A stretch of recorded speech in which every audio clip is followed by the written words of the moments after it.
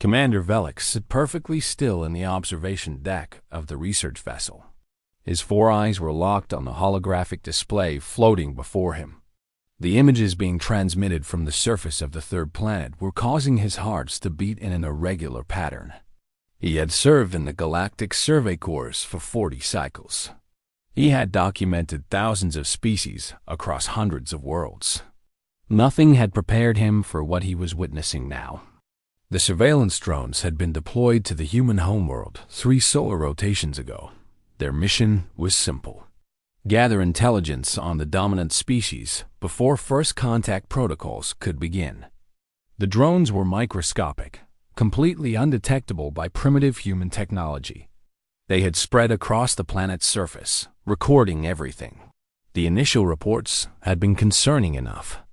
Humans lived on a world with extreme temperature variations, deadly weather phenomena, and an atmosphere that contained a corrosive gas they simply called oxygen. But the reports coming in now were something else entirely. "Commander, you need to see this immediately," Senior Analyst Thrix had said, her voice trembling through the communication channel. Velix had rushed to the observation deck, expecting to see military installations or weapons testing facilities. Instead, he found himself staring at a collection of very small humans. Children, according to the database. Young members of the species who had not yet reached physical maturity. The children were gathered in an open area of crushed stone and metal structures. The drones had identified this location as a playground in the human language, a place specifically designed for juvenile recreation. What Velix witnessed there made his stomach turn with anxiety. A small human female was climbing a vertical metal structure that rose several meters into the air. She had no safety equipment, no harness, no protective gear of any kind. She reached the top and then released her grip, allowing her body to fall freely through the air before catching a horizontal bar and swinging forward. The force of the swing carried her body through empty space before she landed on a moving platform that swayed dangerously beneath her feet. Velix checked the drone's measurements. The height of the structure would have qualified as an advanced obstacle course in any military training facility across the known galaxy. "This is madness," he whispered. But the female child was not finished. She moved across the swaying platform to another structure. This one consisted of a series of rotating cylinders that spun freely as she stepped on them. One wrong move would send her tumbling several body lengths to the hard ground below. She crossed the spinning obstacles while laughing. Other children cheered for her from below. Velix switched the display to another drone feed. This one showed a group of male children engaged in an activity the database identified as dodgeball. They were throwing spherical projectiles at each other at high velocity. The objective appeared to be hitting opponents with these projectiles while avoiding being hit yourself. The children who were struck often fell to the ground from the impact force. They would then stand up, sometimes rubbing the impact site, and continue participating. "Run a calculation," Velix ordered the ship's computer. "Compare the velocity and force of those projectiles to standard combat training parameters." The computer processed the request. The answer made Velix grip the railing for support. The projectile velocity exceeds the impact force used in combat readiness testing for Tier 3 military personnel. The activity would be classified as hazardous combat simulation under galactic safety protocols.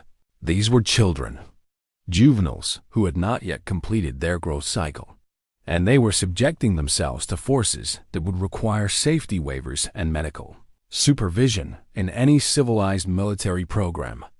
Velix switched to another feed. This one showed a solitary male child riding a wheeled device down an inclined concrete surface. The database identified the device as a skateboard. The child was moving at considerable speed, weaving between obstacles, and then launched himself into the air. He rotated his body and the wheeled device beneath him before landing on a curved surface and continuing his descent. The drone measured his height during the aerial maneuver. It exceeded 2 meters. There was no protective equipment beyond a simple helmet that covered only the top of his skull. His limbs, his torso, his face were all completely exposed. When he fell during one attempt, scraping his skin across the rough surface, he simply stood up and tried again. Blood was visible on his knee. He ignored it completely. Felix called an emergency meeting of the senior research staff. 12 analysts crowded into the observation chamber, each one wearing expressions of disbelief as the footage played across the main display. We have documented 17 different playground locations across various human population centers, Analyst Thrix reported. The activities are consistent across all locations.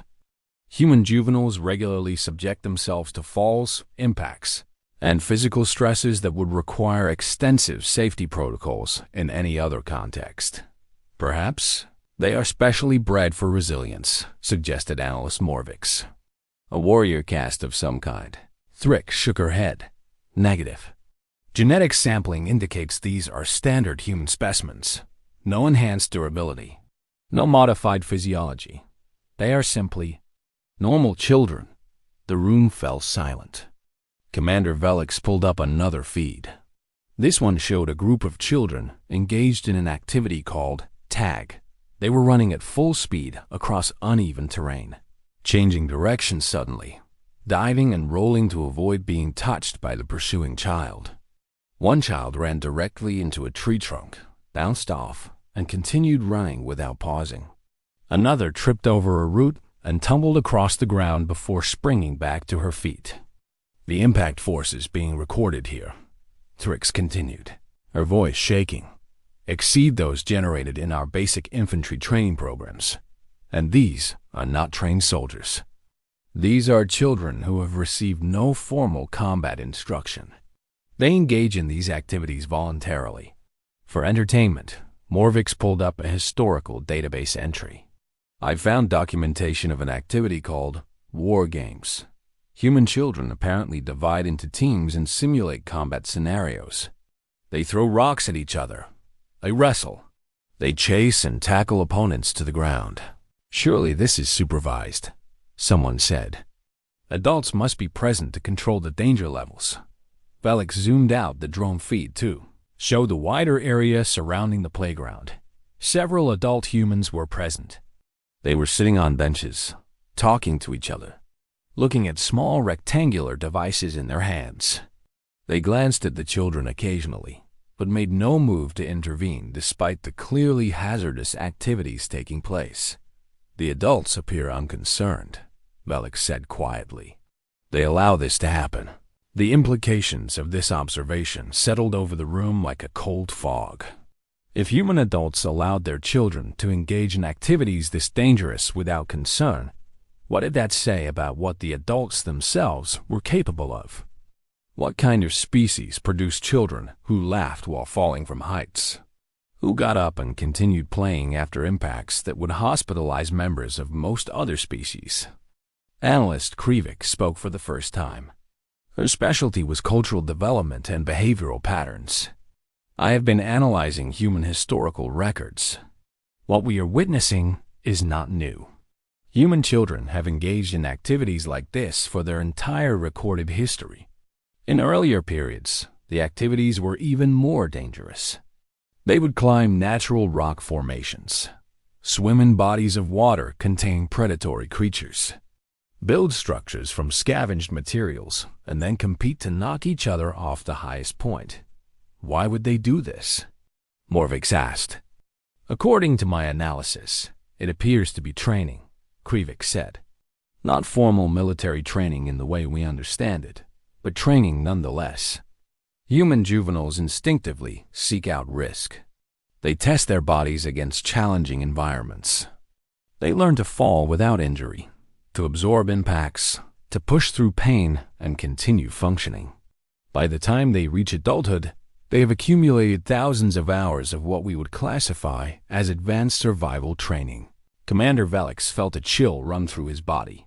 He had read the preliminary reports on human military capabilities. Their weapons, their tactics, their willingness to engage in direct combat.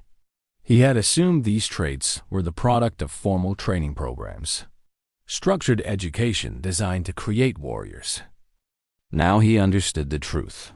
Human warriors were not created in training facilities. They were forged on playgrounds.